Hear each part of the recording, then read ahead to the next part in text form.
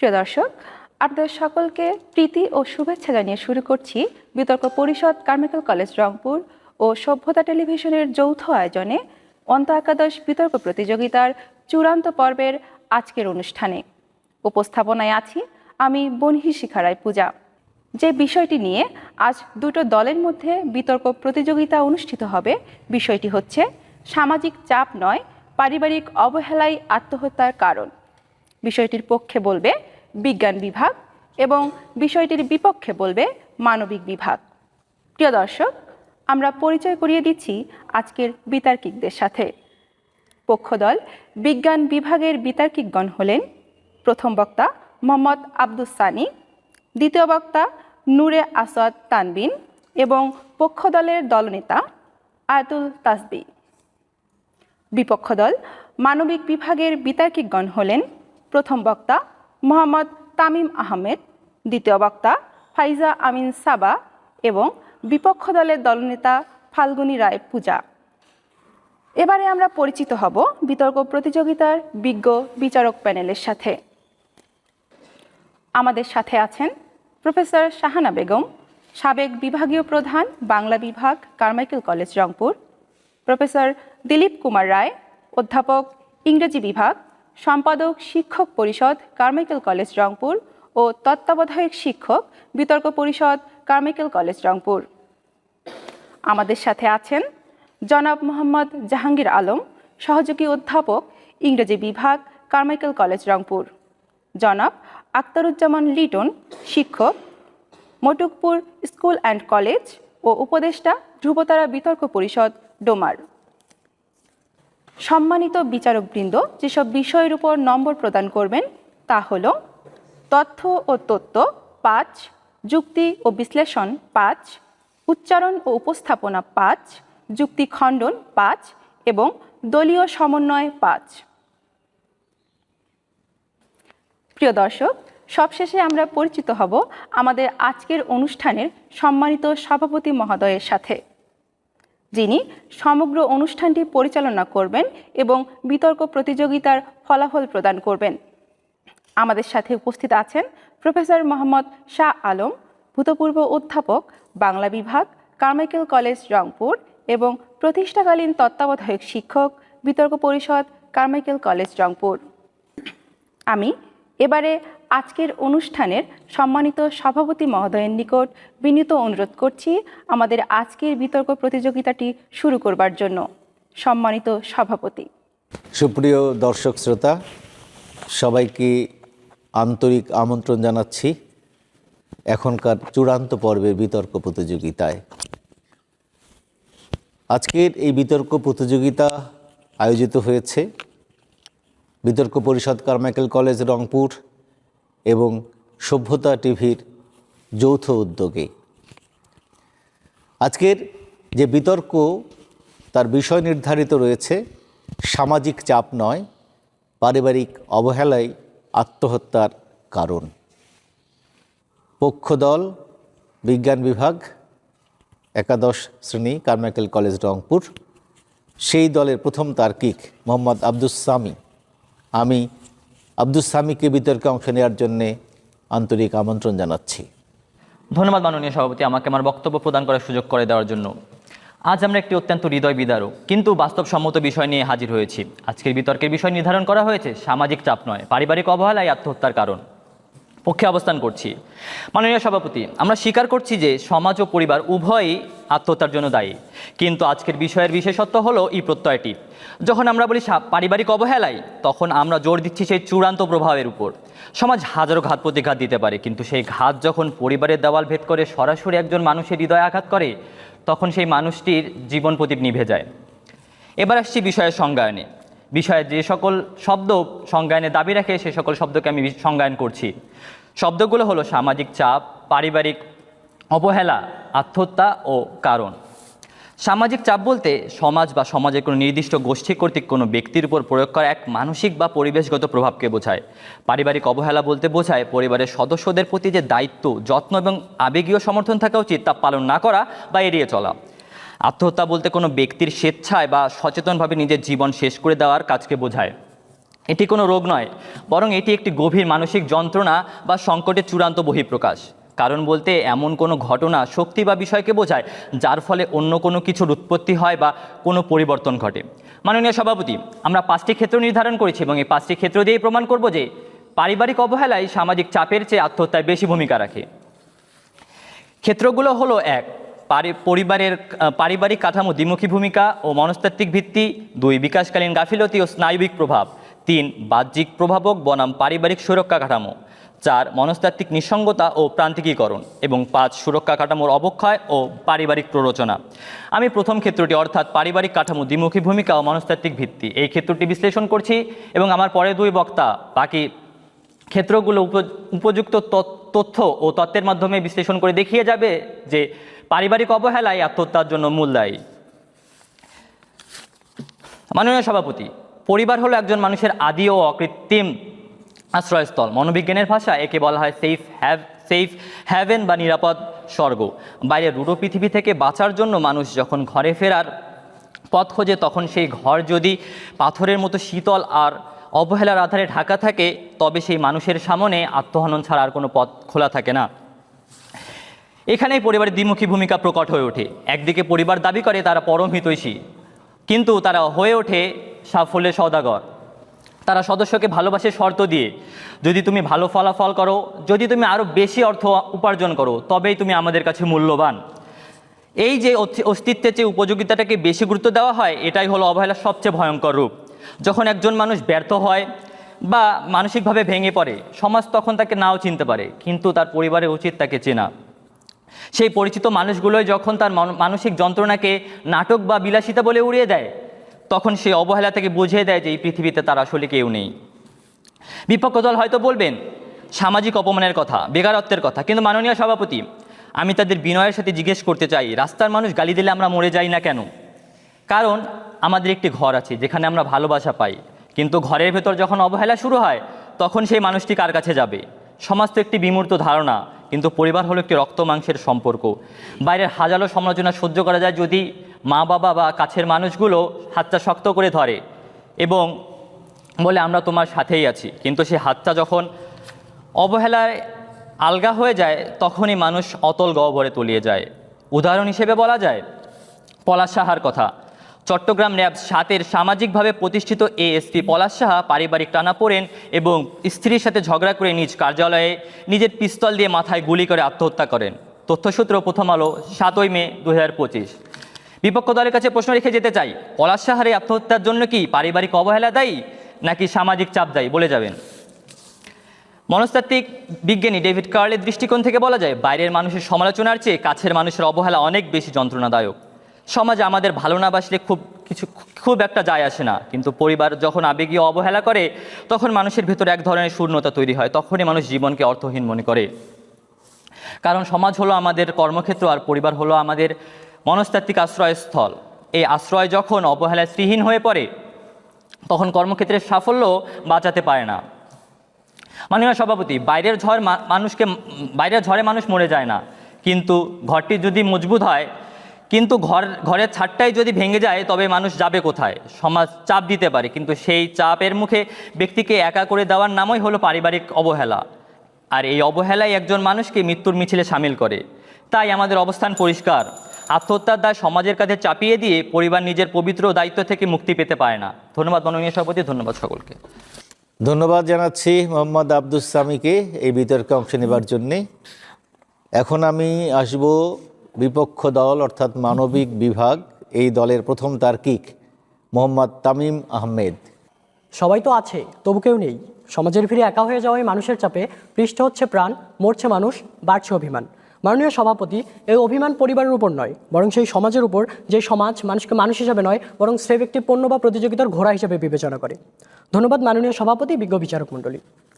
আজকে বিতর্কের বিষয় নির্ধারণ করা হয়েছে সামাজিক চাপ নয়, পারিবারিক অবহেলাই আত্মহত্যার কারণ। বিপক্ষে বলছি, প্রতিপক্ষ দলের প্রথম বক্তা কর্তৃক সামাজিক চাপের সংকীর্ণ সংজ্ঞা প্রদানের জন্য পুনরায় সংজ্ঞায়িত করছি। সামাজিক চাপ হলো সেই অলিখিত নিয়ম বা প্রত্যাশার বোঝা যা সমাজ ব্যক্তির উপর চাপিয়ে দেয়। লোকলজ্জা, সামাজিক মর্যাদা এবং অন্যের সাথে তুলনা করার যে প্রবণতা আমাদের সংস্কৃতিতে শিকড় গেড়ে আছে, তাকেই আমরা সামাজিক চাপ বলছি। মাননীয় সভাপতি, আমরা আজকের এই পুরো বিষয়টিকে এবং আমাদের সকল যুক্তিকে কেবল পুঁথিগত তত্ত্বের ভিত্তিতে বর্তমান বাংলাদেশের আর্থসামাজিক প্রেক্ষাপট এবং বাস্তব জীবনচিত্রের আলোকে বিশ্লেষণ করব। বিষয়গুলোকে চুলচেরা বিশ্লেষণের জন্য আমি এবং আমার দল 5টি ক্ষেত্র দাঁড় করিয়েছি। 1, শিক্ষা ও পরীক্ষাভিত্তিক চাপ। 2, সামাজিক যোগাযোগ মাধ্যমের প্রভাব। 3, সামাজিক অসমতা ও বৈষম্য। 4, লোকলজ্জা ও অপমান। 5, অর্থনৈতিক অনিশ্চয়তা। প্রথম ক্ষেত্রটি আমি বিশ্লেষণ করব, দ্বিতীয় এবং তৃতীয় ক্ষেত্রটি আমার দলের দ্বিতীয় বক্তা এবং পরবর্তীতে আমার দলের দলনেতা আরও 2টি ক্ষেত্র যুক্তিযুক্তভাবে বিশ্লেষণ করবেন এবং সমস্ত ক্ষেত্রগুলোর একটি সারসংক্ষেপ টেনে এটি প্রমাণ করবেন যে আত্মহত্যায় পারিবারিক অবহেলা নেহাত কম হলেও সামাজিক চাপ এখানে সমানভাবে অথবা ক্ষেত্রবিশেষে আরও বেশি দায়ী। প্রতিপক্ষ দলের প্রথম বক্তা নানাভাবে পারিবারিক অবহেলাকেই আত্মহত্যার কারণ দেখে গেলেন, কিন্তু তারা ভুলে যাচ্ছেন পরিবার একটি সমাজেরই একক। সমাজ নানাভাবে পরিবারকে প্রভাবিত করে থাকে। সমাজ যদি হয় উত্তাল সমুদ্র, পরিবার হলো একটি ছোট নৌকা। এই ছোট নৌকাটি অর্থাৎ পরিবার স্বভাবতই স্রোতের বিপরীতে অর্থাৎ সমাজের বিপরীতে চলতে পারে না, স্রোতের সাথে তাল মিলিয়ে চলতে হয়। মানুষ ধূমপান করে মৃত্যুবরণ করলে আমরা বলতেই পারি তার মৃত্যু নিকোটিনের কারণে হয়েছে, কিন্তু আসল কারণ ধূমপান। এখানে নিকোটিন একটি উপলক্ষ মাত্র। ঠিক একইভাবে পারিবারিক অবহেলা একটি লক্ষণ মাত্র। আসল রোগ সামাজিক চাপ। সমাজের নীতি নির্ধারণ করে দেয়, পরিবার তারই বহিঃপ্রকাশ ঘটায়। ফরাসি সমাজবিজ্ঞানী এমিল ডুরখাইম তার বিখ্যাত অ্যানোমি তত্ত্বে দেখিয়েছেন, সমাজ যখন ব্যক্তির উপর কোনো লক্ষ্য নির্ধারণ করে দেয়, তা অর্জন করতে ব্যর্থ হলে ব্যক্তি আত্মহত্যার পথ বেছে নেয়। সুতরাং এখানে মূল হোতা হিসেবে সামাজিক চাপই কাজ করছে। এবারে আসি শিক্ষা এবং পরীক্ষাভিত্তিক চাপে। আমাদের শিক্ষা ব্যবস্থা আজ একটি জ্ঞান অর্জনের জায়গার চেয়ে একটি এলিমিনেশন গ্রাউন্ড বা বাদ দেওয়ার প্রতিযোগিতায় পরিণত হয়েছে। আমাদের সমাজে জিপিএ 5 বা শীর্ষ বিশ্ববিদ্যালয়ের আসনকে সফলতার একমাত্র মাপকাঠি হিসেবে দেখা হয়। প্রতি বছর এসএসসি, এইচএসসি অ্যাডমিশন সহ যে কোনো পাবলিক পরীক্ষার রেজাল্ট বেরোলেই আত্মহত্যা আশঙ্কাজনকভাবে বেড়ে যায়। আচল ফাউন্ডেশনের তথ্য মতে গত 5 বছরে 1758 জন শিক্ষার্থী আত্মহত্যা করেছে শুধুমাত্র বিভিন্ন পাবলিক পরীক্ষার রেজাল্ট বের হওয়ার পর। মাননীয় সভাপতি, কয়েক বছর আগের একটি অত্যন্ত বাস্তব এবং হৃদয় বিদারক ঘটনা স্মরণ করিয়ে দিতে চাই। এক উচ্চ মাধ্যমিক পরীক্ষার্থী পরীক্ষার ফলাফল প্রকাশের পর জিপিএ 5 না পেয়ে বাসার সিলিং ফ্যানের সাথে ঝুলে আত্মহত্যা করে। তার মৃত্যুর পর যখন তার খাতার পুনর্মূল্যায়নের ফলাফল আসে, তখন দেখা যায় সে আসলে জিপিএ 5 পেয়েছিল। তথ্যসূত্র দেশ রূপান্তর। এই ঘটনাটি গভীরভাবে বিশ্লেষণ করুন মাননীয় সভাপতি। তাকে কি তার পরিবার অবহেলা করেছিল, নাকি তাকে হত্যা করেছে আমাদের সমাজের তৈরি করা শিক্ষাক্রম সেই তীব্র মানসিক ট্রমা? সমাজ তাকে দেখিয়েছিল ওই একটি নম্বর কম পেলে সমাজ তাকে ব্যর্থ বলে ছিল মেরে দেবে। এই সামাজিক প্রত্যাশা, পাহাড়সম চাপ এবং সমাজের তৈরি করা ওই নির্মম কাঠামোই তাকে আত্মহত্যা করতে বাধ্য করেছে। বেসরকারি সংস্থা আচল ফাউন্ডেশনের তথ্য মতে 2025 সালে বাংলাদেশে 403 জন শিক্ষার্থী আত্মহত্যা করে। এর মধ্যে 190 জন স্কুল পর্যায়ের, 92 জন কলেজ পর্যায়ের এবং 77 জন বিশ্ববিদ্যালয় পর্যায়ের এবং 44 জন মাদ্রাসা পর্যায়ের শিক্ষার্থী ছিল। এই যে বিশ্ববিদ্যালয় পর্যায়ে 77 জন শিক্ষার্থী আত্মহত্যা করছে, তারা কি পরিবারের অবহেলায় আত্মহত্যা করছে? কিন্তু কিভাবে সম্ভব? যখন বাংলাদেশের প্রেক্ষাপটে বিশ্ববিদ্যালয়ে পড়ুয়া একজন শিক্ষার্থীকে পরিবারের একমাত্র গর্বের বস্তু বলে মনে করা হয়, যখন তাদের পরিবারের মধ্যমণি করে রাখা হয়, তখন প্রতিপক্ষ দল কীভাবে বলতে পারেন যে তারা আত্মহত্যা করেছে পরিবারের অবহেলায়? সাম্প্রতিক একটি ঘটনা মনে করে দিতে চাই। গত 26 এপ্রিল ঢাকা বিশ্ববিদ্যালয়ের নাট্যকলা বিভাগের শিক্ষার্থী মনিরা মাহজামিন মিমো আত্মহত্যা করেন। তার মৃত্যুর পর তার ঘর থেকে একটি চিঠি পাওয়া যায়। এই চিঠিতে দেশের উচ্চশিক্ষার অন্ধকার এবং নিষ্ঠুর বাস্তবতাকে উন্মোচন করার কথা এবং এই একাডেমিক চাপ এবং এক শিক্ষকের আর্থিক এবং মানসিক হেনস্থার প্রতি ইঙ্গিত ছিল। এই ঘটনার পর অভিযুক্ত শিক্ষককে পুলিশ গ্রেফতার করে। তথ্যসূত্র প্রথম আলো 27 এপ্রিল। মাননীয় সভাপতি, ভেবে দেখুন, বাংলাদেশের সর্বোচ্চ বিদ্যাপীঠে অধ্যয়ন করা শিক্ষার্থী ছিলেন তিনি। তাকে কি তার পরিবার অবহেলা করেছিল, নাকি তিনি এই সমাজের ভঙ্গুর শিক্ষা ব্যবস্থা এবং নির্ধারণ করা নানা চাপের শিকার?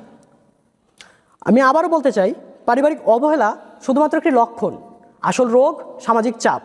তাই আত্মহত্যায় পারিবারিক অবহেলা নেহাত কম হলেও সামাজিক চাপ এখানে সমানভাবে বা ক্ষেত্রবিশেষে আরও বেশি দায়ী। ধন্যবাদ মাননীয় সভাপতি, ধন্যবাদ সবাইকে। বিতর্কে অংশ নেবার জন্যে আমি ধন্যবাদ জানাচ্ছি বিপক্ষ দলের প্রথম তার্কিক মোহাম্মদ তামিম আহমেদকে। সেই সাথে আমি এখন আজকের এই চূড়ান্ত পর্বের বিতর্কে অংশ নেবার জন্যে পক্ষ দলের দ্বিতীয় তার্কিক নূর এ আসওয়াদ তানবিনকে আমন্ত্রণ জানাচ্ছি। ধন্যবাদ মাননীয় সভাপতি, আমাকে বক্তব্য প্রদানের সুযোগ করে দেওয়ার জন্য। বিতর্ক চলছে, চলমান বিতর্কের বিষয় নির্ধারিত হয়েছে সামাজিক চাপ নয়, পারিবারিক অবহেলাই আত্মহত্যার কারণ। পক্ষে অবস্থান করছি। মাননীয় সভাপতি, আমরা আজ এমন এক বিষের বিষয়ে কথা বলছি যার না আছে রং, না আছে গন্ধ, অথচ WHO বা বিশ্ব স্বাস্থ্য সংস্থার তথ্য মতে প্রতি 40 সেকেন্ডে এটি একটি করে প্রাণ ঝরিয়ে দেওয়ার জন্য যথেষ্ট।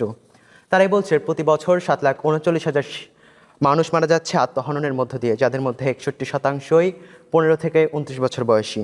মাননীয় সভাপতি, আপনি যদি একটু গভীরভাবে লক্ষ্য করেন তাহলেই বুঝবেন এই বিপুল সংখ্যক মানুষ মৃত্যুর পূর্ব মুহূর্তে কখনোই সমাজ কিংবা বন্ধুর কাছে সাহায্য চায়নি, তারা চেয়েছিল একটুখানি পারিবারিক আশ্রয়।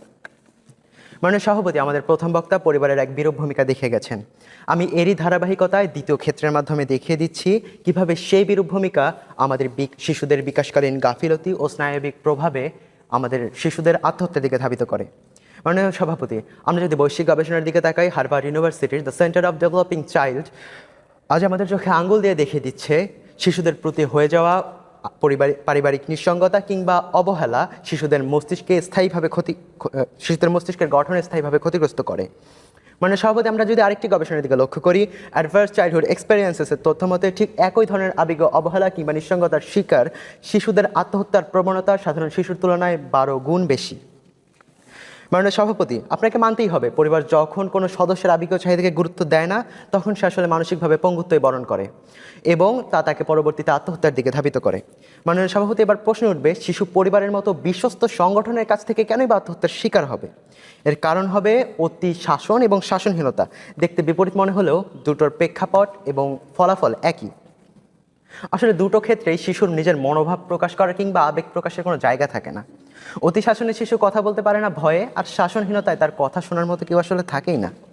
বাংলাদেশের প্রেক্ষাপট প্রশ্নে বলে রাখি, ইউনেস্কো বলছে বাংলাদেশের 89% শিশু পারিবারিক অতি শাসনে শিকার, পারিবারিক সহিংসতার মাধ্যমে।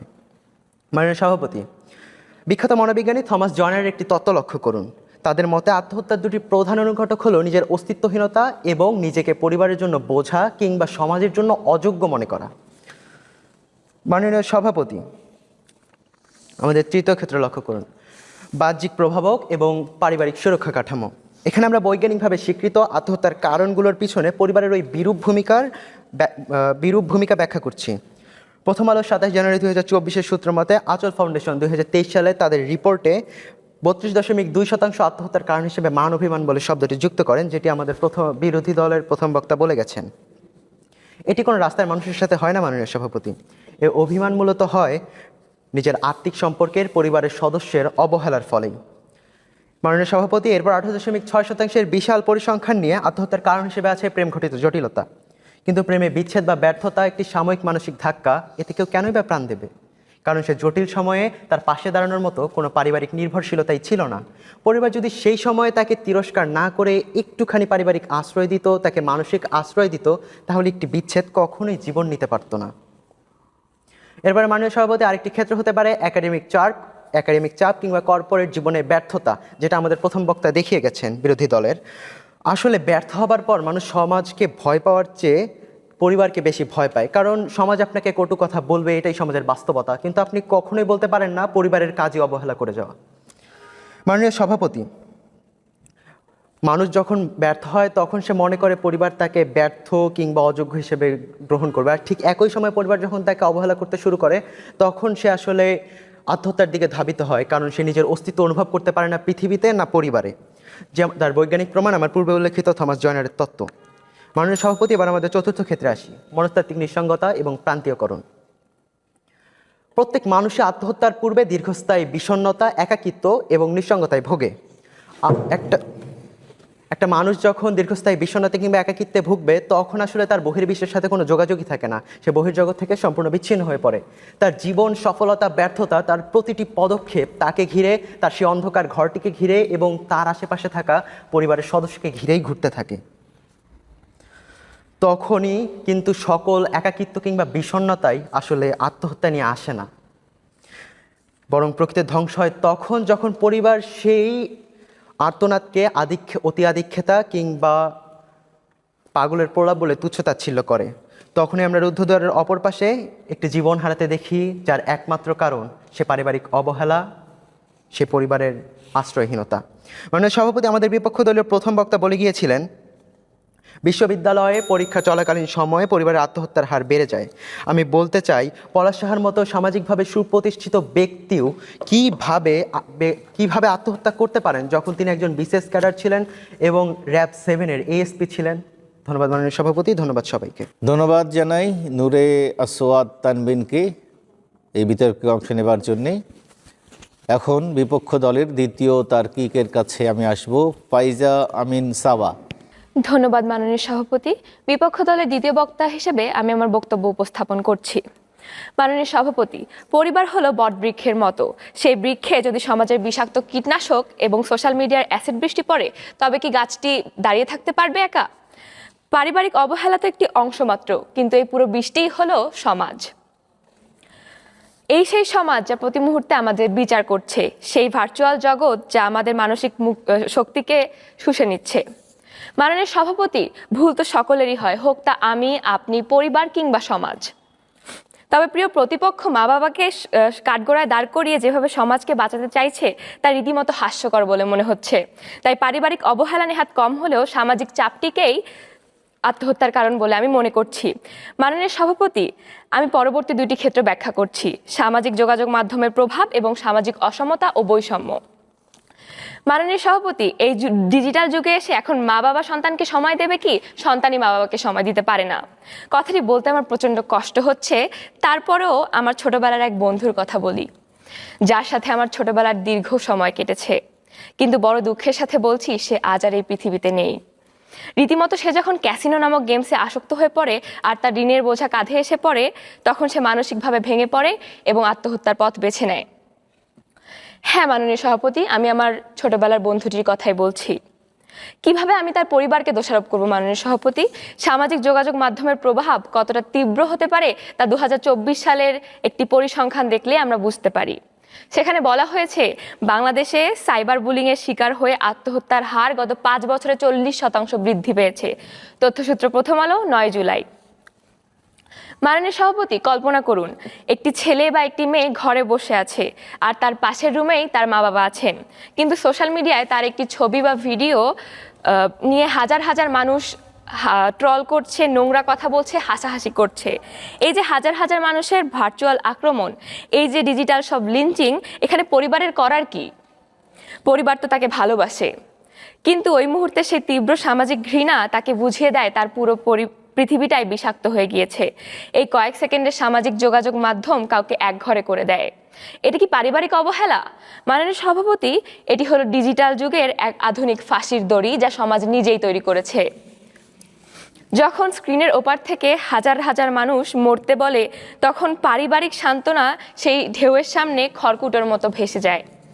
খুনি এখানে পরিবার নয়, খুনি এখানে আমাদের এই বিকৃত রুচির অনলাইন সমাজ। মাননীয় সভাপতি, সফলতার সংজ্ঞা কেউ কখনো নিজের মতো করে প্রকাশ করতে পারবে না, কারণ সফলতার মাপকাঠি ঠিক করেছে তথাকথিত এই সমাজ। ছেলে মেয়ে পড়াশোনা করে হবে ডাক্তার কিংবা ইঞ্জিনিয়ার, কিন্তু আজ এখানে দাঁড়িয়ে কথা বলার যে ভয় আমি কাটিয়েছি, আমার সংজ্ঞায় এটিই সফলতা। তবে আজ যখন কোনো একজন মেয়ে বা ছেলে একটু ভিন্নভাবে চিন্তা করে নিজের প্রতিভাকে সোশ্যাল মিডিয়ায় প্রকাশের জন্য ব্যবহার করছে, তখন তাকে হতে হয় বিষাক্ত সমাজের শিকার। তার পাশের বাড়ির আন্টি বাবা মায়ের মনকে বিষে ভরে দিচ্ছে। তিনি বলছে, ভাবি মেয়ে কি শুরু করেছে, সবাই তো তাকে দেখছে, লোকে যে কত কি বলছে। ঠিক তখনই বাবা মায়ের খারাপ লাগা শুরু হয় আর তারা কঠোর শাসন অবলম্বন শুরু করে। মাননীয় সভাপতি, একটি সতেজ আপেলকে যখন আপনি একটি পোকায় ধরা আপেলের সাথে রাখবেন, দেখবেন পরবর্তী দিনে সেই আপেলটিও পোকায় আক্রমণ করেছে। মাননীয় সভাপতি, ইঁদুর দৌড়ের কথা আজকে আমরা কে না জানি। কাল আমি আমার বাবাকে বললাম, বাবা জানো, আমার সহপাঠীরা আমাকে কিছুটা এড়িয়ে চলে, তাদের সবার কাছে দামি দামি জিনিসপত্র আছে, তাদের বাবারা সবাই বড় বড় চাকরি করেন, সকলেই প্রাইভেট কারে করে আসেন, আমার সাথে কেউই মিশতে চায় না। শুনে বাবা প্রথমতই সহমর্মিতা দেখালো, কিন্তু প্রতিদিনের সহপাঠীদের এই এড়িয়ে চলা, তাদের মন মতো হতে না পারা মানসিকভাবে আমাকে ভেঙে দিচ্ছিল। দিনকে দিন বাবা মায়ের প্রতি মন উঠে গেল। এই অসমতা ও বৈষম্যের দৌরাত্ম্য আমাকে তিলে তিলে শেষ করছিল। তবে বাবা আমাকে কখনোই রেগে কথা বলেননি। তার সহমর্মিতায় আমি বুঝে গিয়েছিলাম, যেই বাবা তার ছোট্ট রাজকন্যাকে কখনোই কষ্ট বুঝতে দেননি, সেই মেয়ে আমি কেন অন্যের এড়িয়ে চলা এতটা প্রাধান্য দিচ্ছি। মাননীয় সভাপতি, বিষয়টি আমি বুঝতে পারলেও বুঝতে পারেনি আমার মতো অনেকেই। এই সামাজিক অসমতা আর বৈষম্য কি তবে আত্মহত্যার কারণ নয়? তাই বলছি মাননীয় সভাপতি, এখানে পারিবারিক অবহেলাটা নেহাত কম হলেও সামাজিক দৌরাত্ম্যটাই বেশি। আমরা পারিবারিক অবহেলাটাকে একেবারে বাদ দিচ্ছি না, আমরা বলছি কম একটি অংশমাত্র কখনোই প্রধান কারণ হতে পারে না। ধন্যবাদ মাননীয় সভাপতি, ধন্যবাদ সকলকে। এখন আমি আহ্বান জানাবো পক্ষ দলনেতাকে, দলনেতা আয়াতুল তাসবিহ। ধন্যবাদ মাননীয় সভাপতি এবং বিজ্ঞ বিচারক মণ্ডলী। আজকে আমাদের বিতর্কের বিষয় নির্ধারণ করা হয়েছে সামাজিক চাপ নয়, পারিবারিক অবহেলাই আত্মহত্যার কারণ। মানে সভাপতি, সমাজ তো এক মূর্ত ধারণা, কিন্তু পরিবার হলো রক্ত মাংসের সম্পর্ক, আত্মার সম্পর্ক। একজন মানুষ সমাজ নিয়ে 24 ঘন্টা বাঁচে না, সে বাঁচে তার পরিবারের মাঝে। সমাজ হয়তো মানুষকে আঘাত দিতে পারে, কিন্তু সেই ক্ষত সারিয়ে তোলার আশ্রয়স্থলটি যখন অবহেলার কারণে বন্ধ হয়ে যায়, তখনই মানুষ আত্মহত্যার অন্ধকার পথ বেছে নেয়। আজকের বিতর্কের বিষয়বস্তু কোনো তাত্ত্বিক আলোচনা নয়, বরং আমাদের সমাজের এক নগ্ন বাস্তবতাকে তুলে ধরেছে, যেখানে পারিবারিক অবহেলাই সেই চূড়ান্ত বিষক্রিয়া যা একজন মানুষকে মৃত্যুর পথে ঠেলে দেয়। মাননীয় সভাপতি, আমার দলের প্রথম এবং দ্বিতীয় বক্তা যৌক্তিকভাবে প্রমাণ করে গেছেন কিভাবে একটি শিশুর বিকাশের শুরুতেই পারিবারিক গাফিলতি তার স্নায়বিক গঠনকে দুর্বল করে দেয়, এবং কিভাবে দ্বিমুখীভাবে আচরণ একটি মানুষকে মানসিকভাবে ভেঙে পড়ে। সেখান থেকে শুরু করছি। প্রতিপক্ষ দল দাবি করছেন সমাজ চাপ দেয়, কিন্তু পরিবারের কাজ কি সেই সমাজের চাপকে সদস্যদের দিকে ঠেলে দেওয়া, নাকি সদস্যদের চারদিকে সুরক্ষা প্রাচীর হয়ে দাঁড়ানো? পরিবার যখন সেই প্রাচীর না হয়ে উল্টো অবহেলার দেয়াল তুলে দেয়, তখন দায়টা কার, সমাজের নাকি পরিবারের? মাননীয় সভাপতি, সমাজকে আমরা বাইরের প্রতিকূল পরিবেশের সাথে তুলনা করতে পারি, কিন্তু পরিবার আমাদের মানুষের ফুসফুসের মতো। বাইরের বাতাস যতই দূষিত হোক না কেন, ফুসফুস যদি সচল থাকে তবে মানুষ বাঁচে, কিন্তু ফুসফুস যদি নিজেই কাজ করা বন্ধ করে দেয় তবে মানুষের মৃত্যু অনিবার্য। মাননীয় সভাপতি, পারিবারিক অবহেলা বলতে আমরা কেবল খাদ্য পোশাকের অভাবকেই বোঝাচ্ছি না, এটি হলো একটি পরিবারের সদস্যদের মধ্যকার আবেগের অনুপস্থিতি, অসহযোগিতা এবং মানসিক সমর্থনের অভাব।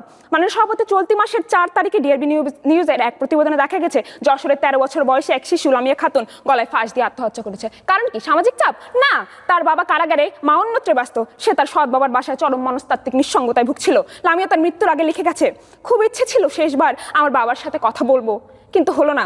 একবার ভেবে দেখুন, একটি 13 বছর বয়সী শিশু যখন মরতে চায়, তখন তার মনে থাকে কেবল আপন মানুষকে কাছে না পাওয়ার হাহাকার। এটি কি পারিবারিক অবহেলা নয়? একটি শিশু যখন নিজের ঘরেই আপনজনের কাছে বঞ্চিত হয়ে পড়ে, রক্তের সম্পর্কের মানুষগুলোই যখন তার আর্তনাদ ছিল না, তখনই সে নিঃসঙ্গতার চরম শিখরে পৌঁছে যায়। সমাজ তাকে চিনত না, সমাজ তাকে আঘাত করেছে তার বাবার নীরবতা, করেছে তার পরিবারের চরম অবহেলা। এই অবহেলাই তাকে বাধ্য করেছে তার জীবন শেষ করতে। তাই আমি বলতে চাই মাননীয় সভাপতি, সমাজ এক বিশাল অরণ্য, যেখানে হাজারো মানুষের ভিড় রয়েছে। সেই ভিড়ে কেউ হারিয়ে গেলে অথবা ধাক্কা খেলে সে কোথায় ফেরে? সে তার নীড়ে, অর্থাৎ তার পরিবারের কাছে ফেরে। কিন্তু পরিবার, সেই নীড় যদি নিস্তব্ধ পাথরে পরিণত হয়, তখন তৈরি হয় একাকিত্বতা। যখন একজন কিশোর সাইবার বুলিংকে শিকার হয়, সে কিন্তু মরে না তখনই, সে মরে তখনই যখন তার একান্ত যন্ত্রণার কথাগুলো শোনার মতো একটি কানো বাড়িতে থাকে না, আর তখনই সে নিজের ঘরেই প্রান্তিক হয়ে পড়ে। প্রতিপক্ষ হয়তো বলবেন সমাজের দেওয়া অপমানের কথা, কিন্তু বাইরের মানুষের শত অপমানের চেয়ে পরিবারের মানুষের নীরবতাই বেশি ধারাল বলে আমি মনে করি। মাননীয় সভাপতি, সাম্প্রতিক গবেষণায় দেখা গেছে পরিবারের সাথে সুসম্পর্ক থাকা ব্যক্তিরা সামাজিক সংকটে আত্মহত্যা করে না। যারা শৈশব কৈশোরে বাবা মার কাছ থেকে অবহেলা পেয়েছে, তাদের মনে দীর্ঘমেয়াদী একাকিত্ব এবং জীবনের প্রতি অনীহা তৈরি হয়েছে। এই অনুভূতিগুলি পরবর্তী সময়ে আত্মহত্যার দিকে তাদেরকে উস্কে দিচ্ছে। এখন একজন বেকারের কথাই ভাবুন, কিংবা প্রেমে ব্যর্থ প্রেমিক, সকলেই কিন্তু সমাজের কাছে চাপ, সমাজের কাছে বিকৃত হয়। তখন সে যদি তার ঘরে ফিরে দেখে তার বাবা মা তাকে বোঝা মনে করছে না, বরং ভরসা দিচ্ছে, সে কি আত্মহত্যা করবে? না, সে তখনই আত্মহত্যার কথা মাথায় আনে যখন দেখে বাইরের জগতের মধ্যে নিজের ঘরেও সে অনাকাঙ্ক্ষিত। মূলত কারণ চাপ নয়, মূলত কারণ হলো আশ্রয়হীনতা কিংবা অবহেলা। সভাপতি, পরিবার মানুষের শেষ আশ্রয়স্থল, সুরক্ষা প্রাচীর হওয়ার কথা ছিল, কিন্তু যখনই সুরক্ষা কাঠামো নিজেই ভেঙে পড়ে, তখন সেটি পরোক্ষভাবে আত্মহত্যার প্ররোচনায় রূপান্তরিত হয়। এবং দিনের পর দিন তুলনা করা, বিষাক্ত আচরণ, সন্তানের মনের খবর না রাখা, এগুলো কি অবহেলা নয়? সমাজ তাকে চিনুক বা না চিনুক, পরিবার তাকে চেনে। সে চেনে মানুষের চাপের কাছে, সে চেনা মানুষগুলো যখন তার আর্তনাদ শোনে না, তখন সে সামাজিক চাপের কাছে হার মানে না, বরং সে হার মানে প্রিয়জনের উদাসীনতার কাছে। WHO রিপোর্ট অনুযায়ী আত্মহত্যার আগে অধিকাংশ ব্যক্তি তাদের পরিবারের কাছে কোনো না কোনো সংকেত দেয়, কিন্তু পরিবার সেই সংকেত যখন অবহেলা করে তখন আমরা দায়টা কাকে দেব, সমাজকে নাকি পরিবারকে? মাননীয় সভাপতি, সমাজ আমাদের বিচার করে আমাদের সাফল্য দিয়ে, কিন্তু পরিবারের আমাদের ভালোবাসার কথা ছিল আমাদের অস্তিত্ব দিয়ে। বিষণ্ণতায় আক্রান্ত একজন মানুষ সমাজের কাছে কাউন্সিলিং চায় না, সে চায় তার বাবা মার একটু মমতা, তার জীবন সঙ্গীর একটু সময়। যখন সেই সময়টুকুর বদলে সে পায় অবহেলা, তখনই ঘটে এক মর্মান্তিক আত্মহত্যা। তাই সমাজ কেবল অজুহাত মাত্র, খুনি আসলে পরিবারের সেই নীরব অবহেলায়।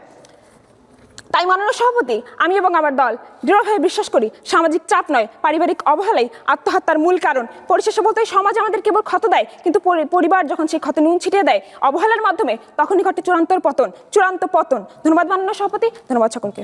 ধন্যবাদ জানাচ্ছি পক্ষ দলের দলনেতা আয়াতুল তাসবিকে এ বিতর্কে অংশ নেবার জন্যে। আমি এখন আমন্ত্রণ জানাবো বিপক্ষ দল অর্থাৎ মানবিক বিভাগের দলনেতা ফাল্গুনী রায় পূজাকে। ধন্যবাদ মাননীয় সভাপতি, বিজ্ঞ বিচারক মণ্ডলী এবং উপস্থিত সুধী, সবাইকে শুভেচ্ছা।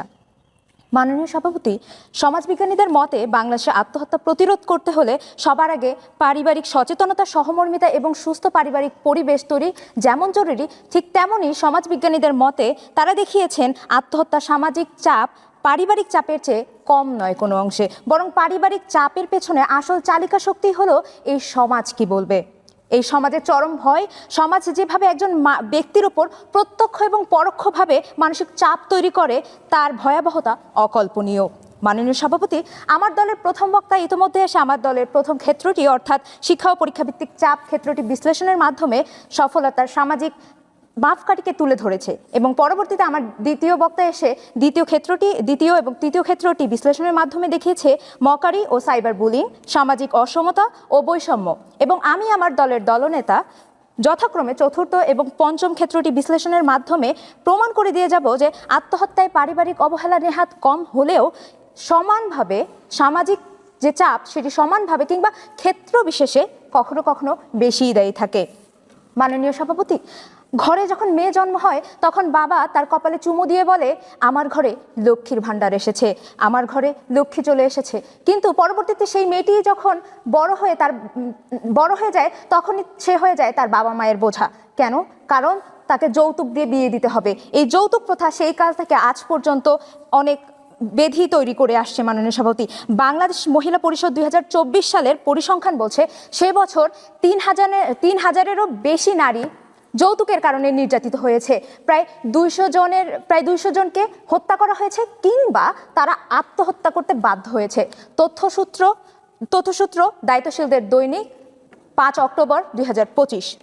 মাননীয় সভাপতি, এখানে আমার প্রতিপক্ষ দলের তৃতীয় বক্তা এসে সবসময় বলে গেলেন যে পরিবার হলো রক্ত মাংসে গড়া একটি সম্পর্ক। আমরাও সেটি অবশ্যই মানছি, রক্ত আমাদের পরিবার সাথে যে রক্ত মাংসের সম্পর্কের কথা বলে গেছেন অবশ্যই সেটি সঠিক, কিন্তু এই সম্পর্কের মধ্যে বিষ কে ঢালছে? আমাদের সেই তথাকথিত সমাজ যদি সেই মা বাবার কানে কিছু পৌঁছে না দেয় তাহলে মা বাবা কখনোই আমাদের সেই জিনিসটি চাপিয়ে দিত না।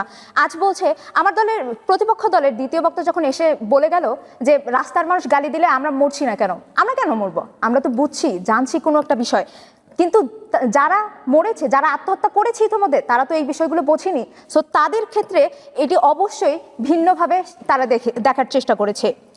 মাননীয় সভাপতি, জাতীয় পর্যায়ে বিভিন্ন জরিপ অনুযায়ী প্রায় 45-50% মেয়ের 18 বছর আগেই বিয়ে হয়ে যায়। এইখানে শহর এবং গ্রামের ক্ষেত্রে সংখ্যাটা কিন্তু ভিন্ন। গ্রামীণ ক্ষেত্রে দেখা যায় 7% বেশি নারী বাল্যবিবাহের কারণে আত্মহত্যা করেছে। এর কারণ কি? সামাজিক নজরদারির ভিন্নতা। তথ্যসূত্র আমাদের সময় 11 মে 2026। মাননীয় সভাপতি, এই সমাজবিজ্ঞানীদের মতে বাল্যবিবাহটি অনেক ক্ষেত্রে একটি স্বাভাবিক সামাজিক সিদ্ধান্ত হিসেবে আজ প্রতিষ্ঠিত হয়ে গেছে আমাদের সমাজে। যেখানে সাক্ষী মেলে আমাদের রংপুরের পীরগাছার একটি মেয়ের কথা, যে আত্মহত্যা করেছে, যাকে জোরপূর্বক বাল্যবিবাহ দিয়ে দেওয়া হয়েছিল। 15 দিনের মাথায় সে 14 বছরের কিশোরী বিষ পান করে আত্মহত্যা করে। তথ্যসূত্র আজকের পত্রিকা 30 অক্টোবর 2022। মাননীয় সভাপতি, এর কারণ কি জানেন? এর কারণ তাদের মা বাবার মধ্যে ভয় ছিল যে তার মেয়ের যদি প্রেম বিষয়ে কোনো সম্পর্ক সমাজের মুখে চলে আসে তখন তাদের সমাজের চোখে নিচু হতে হবে। মেয়েকে দ্রুত বিয়ে দেওয়ার কারণ এটিই ছিল। এখানে কিভাবে আমরা পরিবারটিকে কাঠগড়ায় দাঁড় করাতে পারি। আজ সমাজের মধ্যে যদি একটি সামাজিকতা থাকতো তাহলে হয়তো বা পরিবার সেই সামাজিকতাকে ভয় পেত না, তাদের সামনে নিচু হওয়ার সেই মন মানসিকতা থাকতো না, আর তখন তারা বলতে পারতো যে হ্যাঁ আমি আমার মেয়ের সিদ্ধান্তটিকে প্রাধান্য দিব। মাননীয় সভাপতি, এবার আসুন অর্থনৈতিক যে অনিশ্চয়তা। আমার প্রতিপক্ষ দলের প্রথম বক্তা এসে বলে গিয়েছিলেন যে আমাদের দেশে 19 থেকে 30 বছরের মধ্যে যারা বয়স্ক আছে তারা আত্মহত্যা করছে, কিন্তু এখানে 65% মানুষ যাদের বয়স ছিল 40 থেকে 50-এর মধ্যে তারা আত্মহত্যা ঘটিয়েছে। তার শুধুমাত্র এবং একমাত্র কারণ ছিল অর্থনৈতিক অনিশ্চয়তা। অর্থনৈতিক অনিশ্চয়তা থাকলে অবশ্যই পরিবারের মধ্যে অনেক সমস্যা তৈরি হয়, কিন্তু তার থেকে বেশি ভয় থাকে চক্ষু লজ্জার ভয়, যে মানুষ আমাকে কি বলছে, সমাজের মানুষ আমাকে কি বলছে কি বলছে, যার কারণে আমার পরিবার নিচু চোখে আছে এবং আমার পরিবারের কাছে আমি নিজেই নিচু হয়ে যাচ্ছি। এবং এই চিন্তাধারাটি আমাদের মানসিক অবক্ষয় ঘটায়, যার ফলেই আমাদের আত্মহত্যাটা কিন্তু বেশি হচ্ছে। যার ফলে বলছি মাননীয় সভাপতি, পরিবার যদি একটি বন্দুক হয় তবে সমাজ হলো তার ট্রিগার। সমাজের কুসংস্কার, খোটা এবং বৈষম্যের যে বুলেট তৈরি করে পরিবার অনিচ্ছাকৃতভাবে বা লোভ লজ্জার ভয়ে সেই বুলেটটি সন্তান কিংবা ওই ব্যক্তির উপর প্রয়োগ করে। তাই সামাজিক চাপ এখানে সমানভাবে বা ক্ষেত্র বিশেষে আরো বেশি। ধন্যবাদ মাননীয় সভাপতি, ধন্যবাদ সবাইকে। ধন্যবাদ জানাচ্ছি বিপক্ষ দলের দলনেতা ফাল্গুনী রায় পূজাকে তার এই অংশগ্রহণের মধ্য দিয়েই আজকের বিতর্কের গঠনমূলক পর্বটির ইতি ঘটছে। এখন আমরা আসব 3 মিনিটের যে অতিরিক্ত সময় বরাদ্দ রয়েছে শুধু যুক্তি খণ্ডনের জন্যে, সেখানে এখন যুক্তি খণ্ডনে সরাসরি আসি। প্রথমেই আমন্ত্রণ জানাচ্ছি বিজ্ঞান বিভাগ অর্থাৎ পক্ষ দলের দলনেতা আয়াতুল তাসবিকে যুক্তি খণ্ডন করবার জন্য। আয়াতুল তাসবি। ধন্যবাদ মাননীয় সভাপতি, আমাকে আবারও বক্তব্য প্রদানের সুযোগ করে দেওয়ার জন্য। প্রথমেই আমি আমার প্রতিপক্ষ দলের সামগ্রিক যুক্তি খণ্ডনটি সেরে ফেলছি।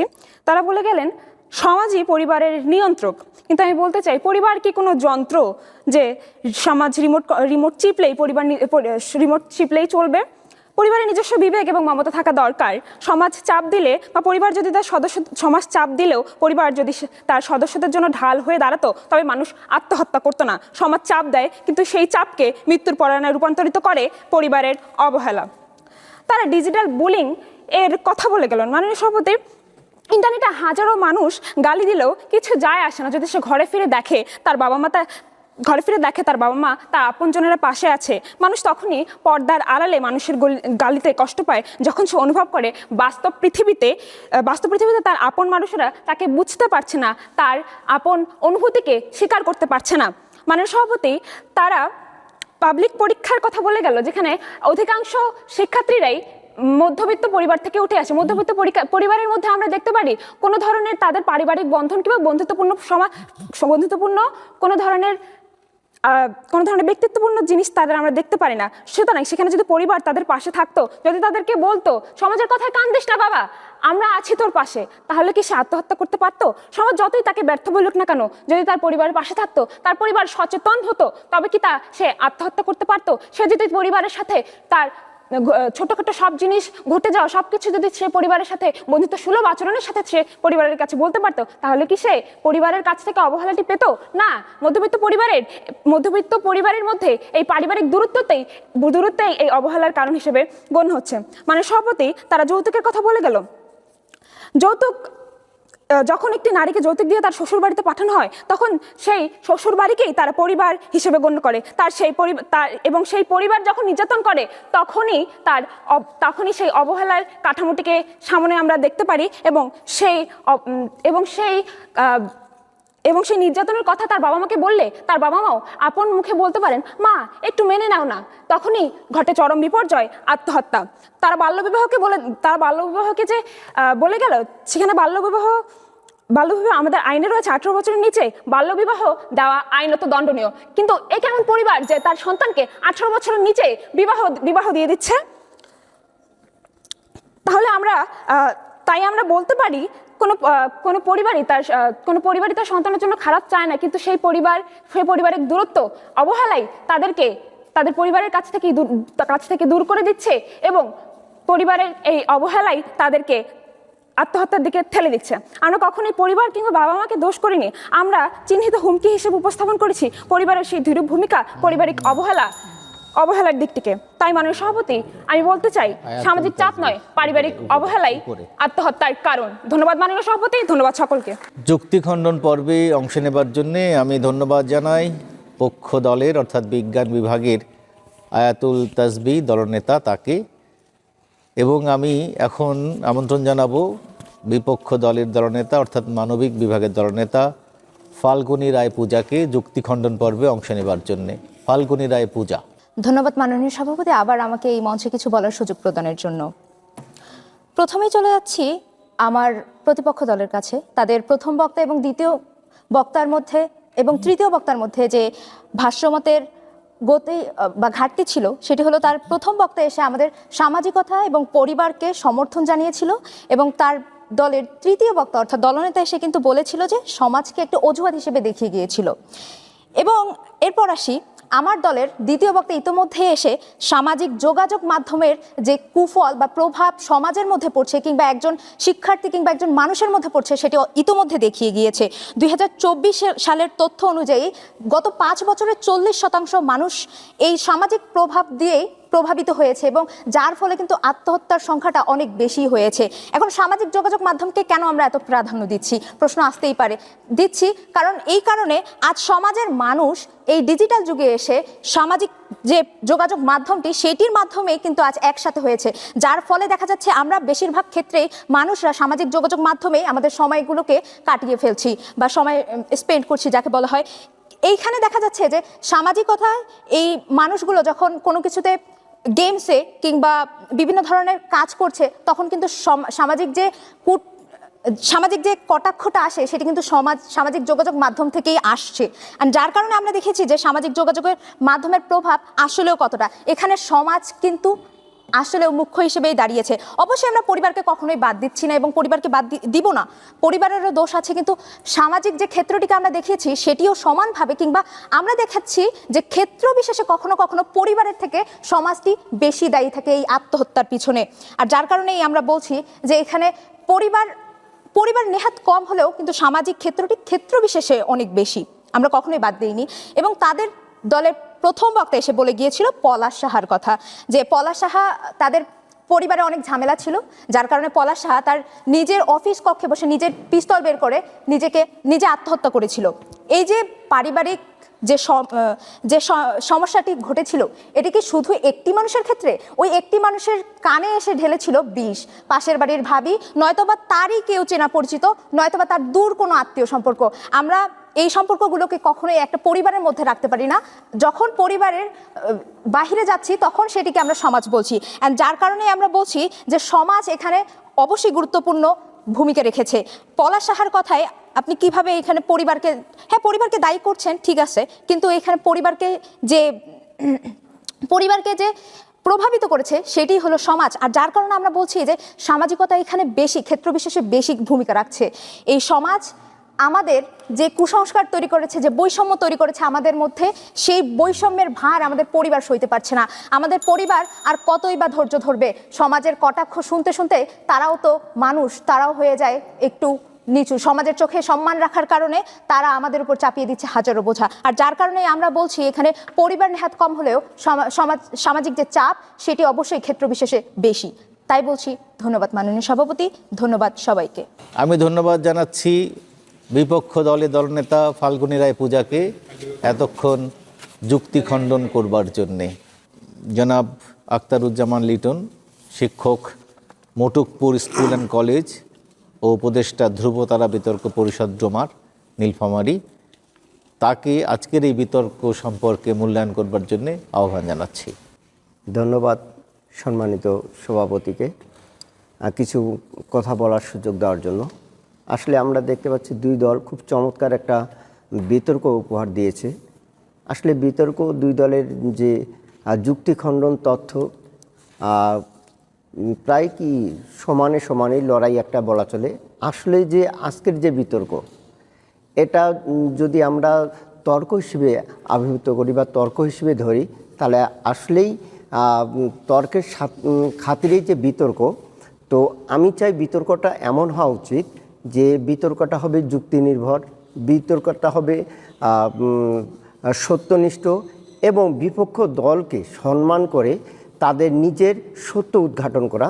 আসলে দুই দল চমৎকার একটা ফাইট করেছে, যেটা আজকের এই বিতর্ক যে প্রতিযোগিতা, আমি মনে করি দুই দলে সমান সমানে লড়েছে, দুই দলে বিজয়ী। কিন্তু প্রতিযোগিতা যেহেতু কাউকে না কাউকে জয় ঘোষণা করতেই হবে, দুই দলের জন্য শুভকামনা থাকবে।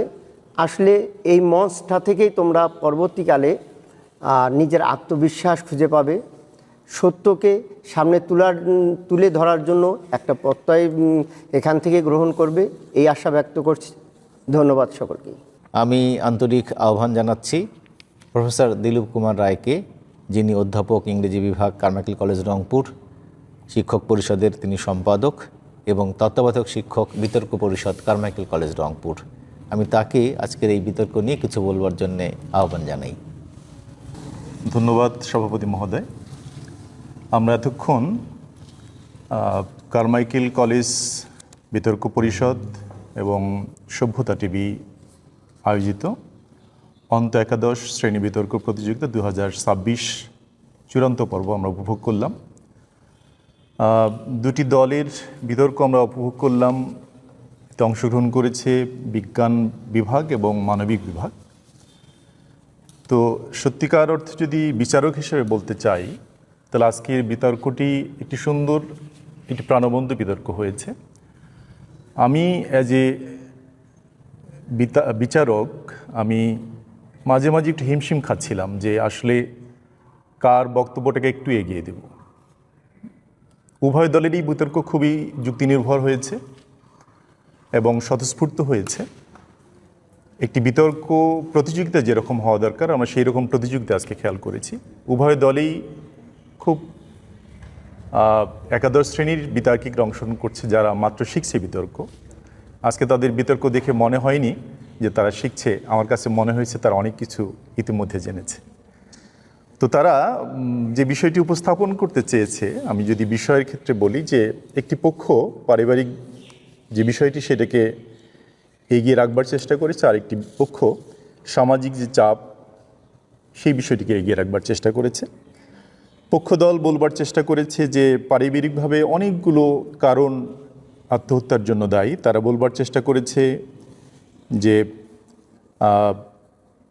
এই যে প্রেম ঘটিত বিষয়, তারা বলবার চেষ্টা করেছে মান অভিমান, তারা বলবার চেষ্টা করেছে স্নায়বিক সমস্যা, তারা বলবার চেষ্টা করেছে বিষণ্ণতা, একাকিত্ব, এরকম অনেকগুলো বিষয় তারা বলবার চেষ্টা করেছে, যার মূল কারণ তারা দেখেছে পরিবার। এদিকে সামাজিক চাপ, তারাও নানা রকম বিষয় উপস্থাপন করবার চেষ্টা করেছে। তারা সাইবার বুলিং, তারা সামাজিক যে বৈষম্য, তারা বাল্যবিবাহ, তারা অর্থনৈতিক অনিশ্চয়তা, যৌতুক প্রথা, এরকম নানা রকম বিষয় তারা উপস্থাপন করবার চেষ্টা করেছে, যার মূলে যে সামাজিক চাপ সেটিকে তারা উপস্থাপন করবার চেষ্টা করেছে। তো যেভাবেই আমরা দেখি না কেন, এটি একটি সামাজিক ব্যাধি।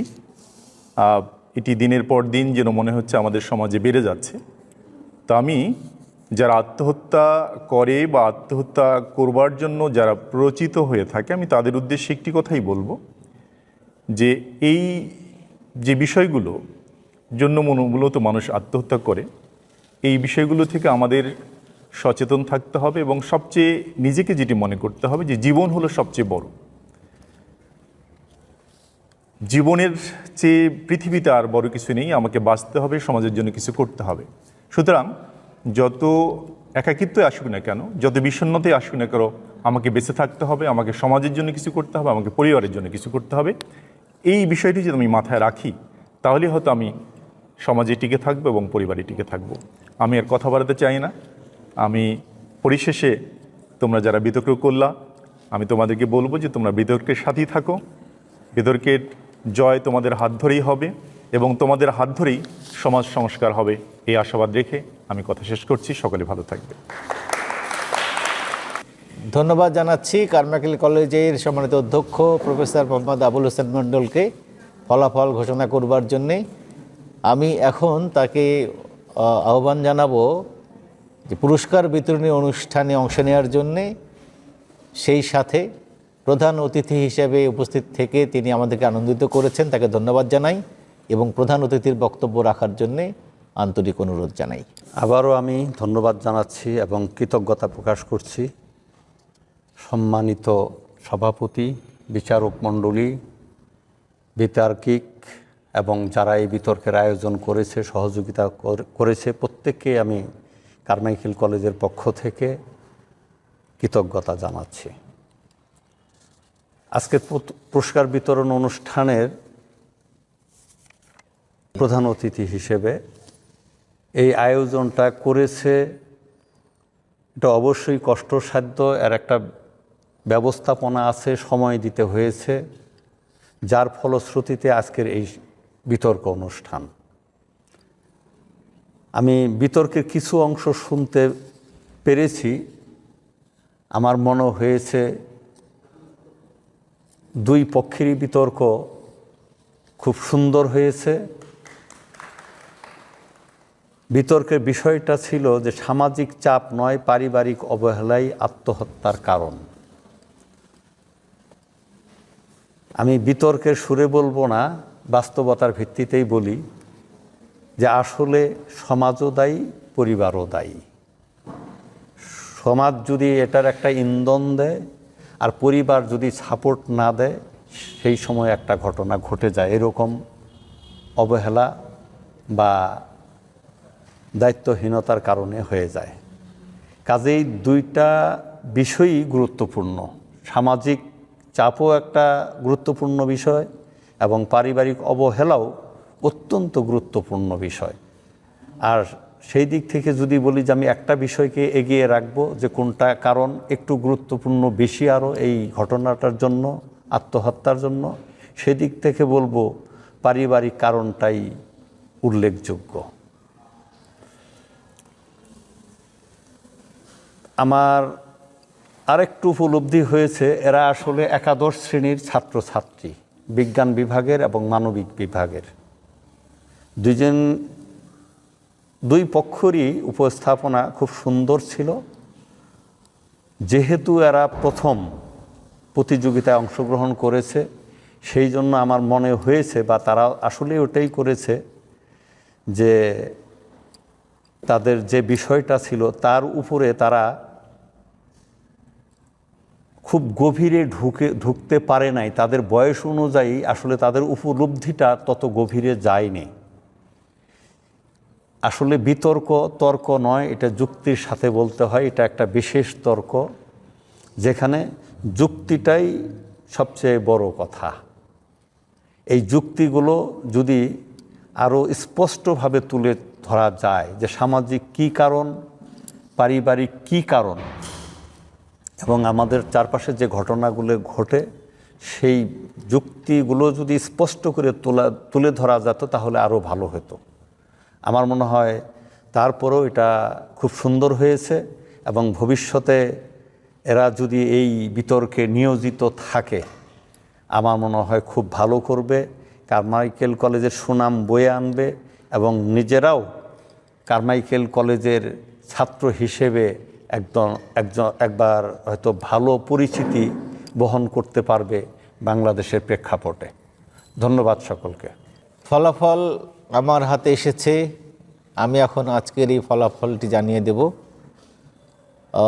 যারা অংশ নিয়েছে তাদেরকে আবার আমি ধন্যবাদ জানাচ্ছি, যারা জয়ী হবে তাদেরকে অগ্রিম অভিনন্দন এবং যারা বিজিত হবে তাদের জন্য আমাদের অনেক অনেক শুভেচ্ছা, শুভকামনা। আজকের যে দুটি দল অংশ নিয়েছে, বিজ্ঞান বিভাগ এবং মানবিক বিভাগ কারমাইকেল কলেজের, জয়ী দলের নম্বর হচ্ছে 239 নম্বর এবং যারা বিজিত দল তাদের হচ্ছে 223 নম্বর। ফলাফল এই ক্ষেত্রে বিজয়ী দল পক্ষ দল একাদশ শ্রেণীর বিজ্ঞান পক্ষ দল আজকের বিজয়ী দল। শ্রেষ্ঠ বক্তা নির্বাচিত হয়েছে একই দলের দলনেতা আয়াতুল তাসবিহ। আয়াতুল তাসবিহ